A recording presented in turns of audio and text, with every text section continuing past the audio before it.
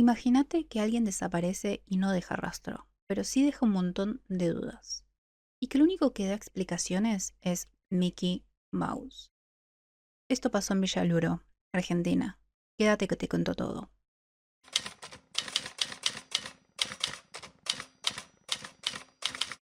Hola y bienvenidos a otro video. Hoy te voy a contar el caso de Claudia Ferro. Claudia era hija única de un matrimonio ya fallecido. Tenía 51 años y vivía sola en Villaluro, en una casa de 3 pisos ubicada en Corbalán al 489. Una edificación vistosa, con planta baja habitable y los otros 2 pisos sin terminar por falta de dinero. La propiedad contaba con un fondo de 50 metros. Esta casa le perteneció alguna vez a los padres, pero como mencioné, al ser hija única naturalmente la heredó. Era conocida por los vecinos que integraban una comunidad muy atenta entre sí. Se sabía cuándo entraba, cuándo salía, si trabajaba o descansaba. Se la veía cuando levantaba las persianas y sacaba a los perros a pasear. Claudia era una persona pacífica y feliz. Solía decir que sus vecinos eran su única familia. No era una persona aislada, convivía constantemente con su entorno inmediato. Desde que sus padres murieron, Claudia solo contaba con 2 primos de su lado materno, Pablo y Nancy Soler. Tampoco se le conocían parejas estables, por lo que determinar su círculo íntimo era bastante difícil. Claudia era animadora, así se ganaba la vida. Hacía malabares, tenía varios disfraces en su casa. De vez en cuando también actuaba como artista callejera. Es donde más la ubicaban, en fiesta, haciendo reír a los más pequeños. En los últimos días de diciembre del 2016 es que dejan de ver a Claudia. Los vecinos notan que ya no frecuentan los negocios de la cuadra, tampoco se la ve paseando a los perros y que las persianas están constantemente cerradas. Empiezan a hablar entre ellos para ver si alguno tenía datos de la mujer, pero nadie sabía nada de ella hace días. Mientras toda esta cuestión surgía, empezaron a estar más atentos a los movimientos de la casa, dándose cuenta que algo no encajaba. De forma disimulada, empiezan a montar guardia y empiezan a pasarse datos. De esta forma pudieron ver que en la casa ahora habitaba al menos un hombre y una o tal vez 2 mujeres, pero ninguna de ellas era Claudia Ferro. A fines del mes de diciembre, una vecina se anima a ir a golpear a la puerta de la casa de Claudia. No fue fácil, tuvo que insistir varias veces hasta que un hombre le abrió la puerta. Era alguien que ella nunca había visto, y esta vecina tenía muchos motivos para desconfiar. Primero, que Claudia era muy celosa de su casa. Hacía no mucho tiempo le había dicho que no dejaría su casa porque sus perros eran felices y ella estaba cómoda ahí, que era su lugar en el mundo. El contraste era su ausencia y este hombre que nada tenía que ver en el barrio. Ella le pregunta por Claudia y el individuo le responde que Claudia le vendió la casa y se fue a vivir a Brasil. Obvio que no le cerraba nada, pero fingió que sí, que se quedaba tranquila y se fue. A las pocas horas, los perros de Claudia aparecieron sueltos en el barrio, abandonados. Uno de los vecinos había cuidado a sus perros cuando Claudia tuvo que viajar y sabía que ella no los iba a dejar en esas condiciones. Sabía cuánto los amaba, por lo que esto era lo que le faltaba para confirmar que algo grave estaba pasando. Los vecinos se organizaron para ir a denunciar que Claudia había desaparecido y que al menos 2 personas estaban ocupando su casa desde hacía como mínimo 4 días. El 30 de diciembre empezaba la investigación formal. La causa cayó en manos del fiscal Carlos Abelarde. Para esta gente lo primordial era encontrar a Claudia. El tema de los ocupas pasó a segundo plano. Y acá hacemos alarde de lo eficiente que es nuestro sistema. Se inició todo el trámite, se dio aviso a las partes que tenían que darse aviso y desde la Dirección Nacional de Migraciones se reveló que Claudia Ferro no salía del país desde 1999. Es decir, lo que decía esta gente era mentira. Se solicitó los registros de vuelos nacionales e internacionales para descartar y todo dio negativo. No había boletos a su nombre para salir de Buenos Aires ni de Argentina.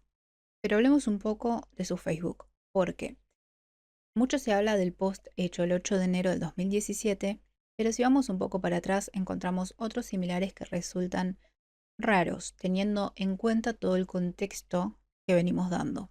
23 de diciembre del 2016. Feliz y contenta por mis vacaciones. Ya sonara Adivaderchi. Permitime dudar que lo haya escrito Claudia. Me suena muy conveniente teniendo en cuenta que el 23 es posible el último día en que los vecinos la vieron. 26 de diciembre de 2016. Felices fiestas para todos. Que no decaiga. ¿Que no decaiga qué? ¿A qué te referís? No entiendo y creo que muchos tampoco. 29 de diciembre de 2016. Se comparte una publicación de una página random que ofrece turismo cultura. Tal vez para esta gente es lo que Claudia compartiría en su red social, ¿no? Y finalmente el post del 8 de enero del 2017. Viajando por el mundo no quiero saber de nadie. Así como lo publicado genera dudas, también la ausencia de publicaciones. Claudia vivía de ser artista y muy como los tiempos de hoy vivía de publicidad, por lo que era muy presente en las redes y al menos cada 2 días subía fotos de sus eventos y su contacto. Entonces, de hacer publicidad casi a diario a esas últimas 3 publicaciones, como que esto también era un indicio de que algo no estaba bien. Pero bueno, entiendo que el post del 8 de enero fue el que causó revuelo porque ya tenemos una confirmación de que Claudia no salió del país, por lo que un viaje por el mundo ya no era una coartada para los ocupas. Las autoridades pidieron a Facebook info de su perfil, cambios de contraseña, conexiones, hora y uso horario, así como info de los dispositivos desde donde se inició sesión. También se pidieron cámaras al municipio, todo esto sin resultado. Se buscó en hospitales y morgues, sin coincidencias. Se consultó en el Banco Central de la República Argentina, pero informaron que las cuentas de Claudia no tenían movimientos recientes. Todo iba cayendo en su lugar para dejar paso a nada. No había nada de Claudia. Por lo que si afuera no había nada, entonces, ¿alguna vez salió de adentro de su casa? Los vecinos seguían presionando a las autoridades contra los ocupas del lugar, hasta que por fin el 13 de enero hicieron el primer allanamiento. La policía encontró que la ropa de Claudia estaba en el lugar, al igual que sus disfraces, su computadora, su teléfono, su DNI, su partida de nacimiento, todo lo que necesitaría para poder irse a otro lugar, lo había dejado en el lugar. Se secuestró todo. Se levantaron rastros, se hicieron fotos, filmaciones, todas las tareas de investigación. Los canes y médicos legistas entraron al lugar, pero nada encontraron. Las 2 personas que estaban en el lugar se presentaron como Carlos Gutiérrez Manrique, peruano, y Claudia Perdomo Montilla, venezolana. Decían ser pareja. La policía no podía tomarles declaración y no estaban imputados, pero Carlos dio una versión informal de los hechos. Dijo ser artista callejero y que había conocido a Claudia varios años atrás cuando trabajaban en la calle, que la mujer le había pedido que cuidara de la casa mientras estaba de viaje. La versión no tenía sustento alguno y tampoco hizo que los investigaran. La causa siguió como si ellos no tuvieran nada que ver con la desaparición de Claudia. Se pidió la intervención de teléfonos a nombre de Claudia. En un par de días notaron que una línea se activó cerca de su casa en un dispositivo que no pudieron identificar. También analizaron los movimientos de la tarjeta SUBE de Claudia. Paréntesis. La tarjeta SUBE acá en Argentina es un sistema prepago de viaje. Cargas la tarjeta y te permite viajar en transporte público debitándose los importes correspondientes. El dato era que se activó el 21 de enero a las 18:33 en la línea H del subte. Pero al revisar las cámaras notaron que Claudia no aparecía en las imágenes. Alguien más estaba usando su tarjeta. La presión de los vecinos continuaba, por lo que el 9 de febrero se hizo un nuevo allanamiento. En esta oportunidad hicieron pruebas con luminol, sacaron más fotos, hicieron más planos y volvieron a levantar rastros. Todo negativo. Mientras tanto, los ocupas ahí, como quien espera en la fila del súper. No daban ya explicaciones y nadie se las pedía. El fiscal Abelarde tampoco podía explicar por qué él no se las pedía. La queja de los vecinos seguía y ahora tenían más info. Durante 3 días vieron salir del fondo de la casa llamas y humo, por lo que el 23 de marzo hubo un tercer allanamiento, también con luminol, pero centrado en el patio, parrilla y algunas paredes, pero nuevamente todo negativo. Acá saltamos a mayo, cuando informan que vieron a Claudia en una terminal de ómnibus de Liniers. Se hicieron las investigaciones correspondientes y no había pasajes a su nombre ni imágenes que la ubicaran en el lugar. El caso entra en un punto muerto para esta instancia. Acá empieza el tire y afloje burocrático. Se mezclaban 2 cosas: la desaparición de Claudia y los ocupas. El problema era que las 2 cosas no eran del mismo nivel legal. Se discutía que el tema de los ocupas era un delito menor, y eso no lo manejaba la justicia nacional, sino que la justicia de Buenos Aires. Entonces el expediente tenía que irse a otro fuero, pero los funcionarios de la justicia porteña decían que no era así de simple, que lo importante era saber qué pasó con Claudia, y que su desaparición era un delito grave. Separar la usurpación de la desaparición era un error, porque obviamente todo estaba ligado, y desde la justicia nacional solo querían tratar la usurpación. ¿Pero por qué? Nadie sabe aún. Ninguno de los 2 fueros quería hacerse cargo. El caso quedaba trabado y mientras discutían, la investigación no avanzaba. Después de mucha burocracia, Como si no estuvieran buscando a una mujer desaparecida, la Cámara Nacional de Apelaciones en lo Criminal y Correccional decide que el tema sigue en la Justicia Nacional. Como dijimos, esto después de mucho tiempo de por medio en un caso de desaparición, el tiempo lo es todo. A todo esto, los vecinos seguían presionando para que al menos la policía desalojara a los ocupas de la casa de Claudia. Mientras tanto, los ocupas seguían sumándose. Cada vez aparecía más gente. A la pareja inicial se le suma otro tipo que entraba y salía constantemente de la casa de Claudia, llevando sus perros que habían regresado al hogar. Una vecina se animó a encarar al tipo este en la calle y preguntarle qué hacía en la casa de Claudia. La respuesta fue una amenaza de muerte. Imaginen que esto prendió fuego a la comunidad. Esto sucedió en agosto del 2017. El caso se hizo viral, el barrio se empezó a llenar de periodistas, cámaras, fotógrafos. Todos esperaban que alguien saliera de la casa. Empezaron a filmarla a toda hora, esperaban una respuesta. El 10 de agosto del 2017 a las 15:30 alguien salió de la casa. Llevaba uno de los perros de Claudia y sí, acá entra Mickey Mouse. El muy cínico llevaba el perro de Claudia y uno de sus disfraces, con los que solía trabajar. ¿Te estás riendo de la situación?, lo increpó uno de los periodistas, pero el ocupa alegó que no, que a su amigo lo estaban agrediendo los vecinos y que a él lo seguían para todos lados, por eso se cubría. Pobre criatura, ¿no? Acá se le pregunta si sabía dónde estaba Claudia, cuándo fue la última vez que la vio, pero Mickey solo les decía que hablen con Charlie, que él tenía el arreglo con Claudia por la casa e incluso sugiere que entre ellos había una relación más cercana. El ocupa disfrazado evade preguntas, minimiza la desaparición y deriva las respuestas a su cómplice. En esta escena aparece Charlie a decir que en cualquier momento puede aparecer Claudia a sacarlo de este quilombo. Asegura que no paga impuesto ni alquiler porque solo está cuidando la casa. Pero cuando le remarca que llevan meses ahí, se contradice. Primero dice 8 y después dice 3. Dice que si se va es sospechoso y que si se queda también. Creo que tiene un poco alterado el concepto de sospechoso. Digo, en ningún momento explica cuándo fue la última vez que habló con Claudia, ni por qué siguen en la casa si ella no está apareciendo. Era evidente que el ocupa se puso el traje de Mickey para burlarse de toda la situación. En el Facebook de Claudia hay fotos de ella usando el disfraz. Ellos tenían acceso a toda su vida en ese momento. El caso se hizo un tema nacional. El ocupa disfrazado llegó a decir que Claudia andaba de mochilera, que no estaba desaparecida. Pero ya nadie creía nada. La mañana del 11 de agosto, el usurpador que antes había usado la máscara de Mickey salió a cara descubierta a hablar. Ezequiel Tutolomondo.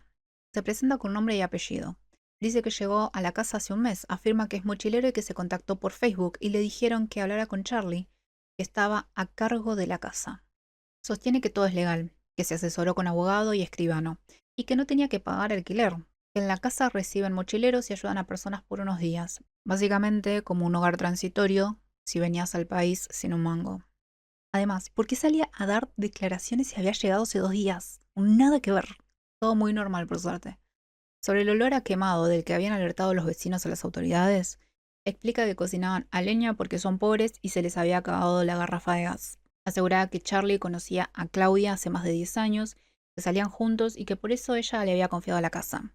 Afirmó que Claudia no salía casi al barrio y mandaba a Charlie a hacer las compras. Finaliza explicando que el celular de Claudia estaba en la casa porque se lo había dejado para que Charlie se encargara de los contactos de trabajo y eventos. Dato de color.